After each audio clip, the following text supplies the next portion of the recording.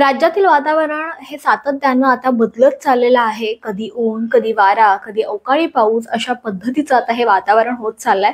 आणि राज्यातील काही प्रमुख शहरांमध्ये हे जे कमाल तापमान आहे ते जवळपास 35 ते 37 अंश सेल्सिअसच्या घरात गेलेलं आहे. म्हणजे सगळ्याच राज्यांमधील वातावरण गेलंय असं म्हणलं तर हरकत नाही.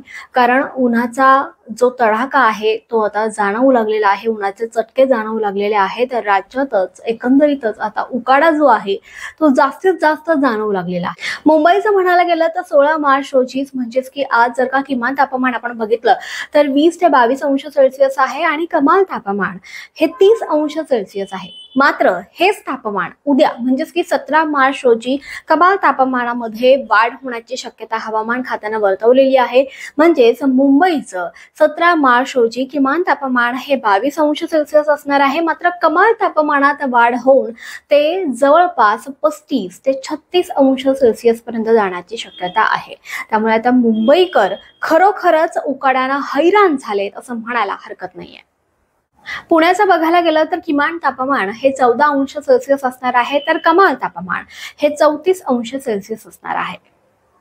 नाशिकमध्ये बघायला गेलं तर किमान तापमान हे 19 अंश सेल्सिअस असणार आहे, तर कमाल तापमान हे 35 ते 36 अंश सेल्सिअस असणार आहे. कोल्हापूरमध्ये बघायला गेलं तर किमान तापमान हे 23 अंश सेल्सिअस असणार आहे, तर कमाल तापमान हे 38 अंश सेल्सिअस असणार आहे. म्हणजे सगळ्यात जास्त कमाल तापमानात जर वाढ झाली असेल तर ती कोल्हापूरमध्ये झाली आहे असं दिसून येत आहे.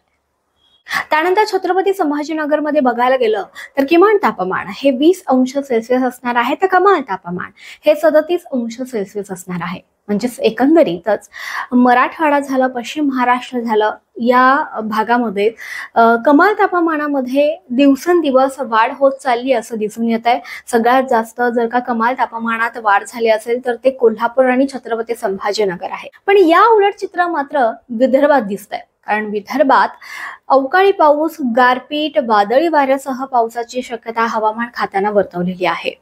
पुढील 5 दिवसांमध्ये विदर्भातील प्रमुख शहरांमध्ये गारपीट आणि वादळी वाऱ्यासह जोरदार पाऊस पडण्याची शक्यता हवामान खात्यानं वर्तवलेली आहे. त्यामुळे आता नागरिकांमध्ये एक वेगळाच संभ्रम आहे.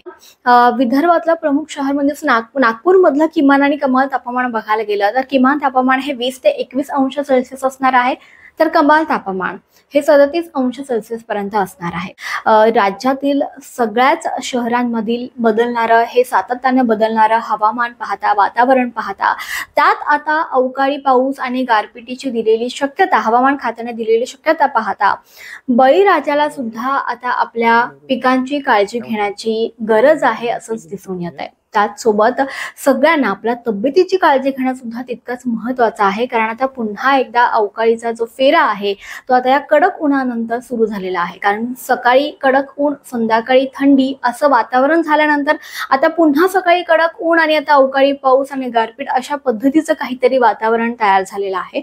त्यामुळे शेत पिकांसह सगळ्याच नागरिकांना आपल्या आरोग्याची काळजी घेणं सुद्धा नक्कीच तितकं महत्वाचं झालेलं आहे. तर हवामानाबाबतच्या काही महत्वाच्या अपडेट आपण आता पाहिलेल्या आहेत आणि अशाच अपडेट जाणून घेण्यासाठी पाहत राहा लोकल 18 मराठी.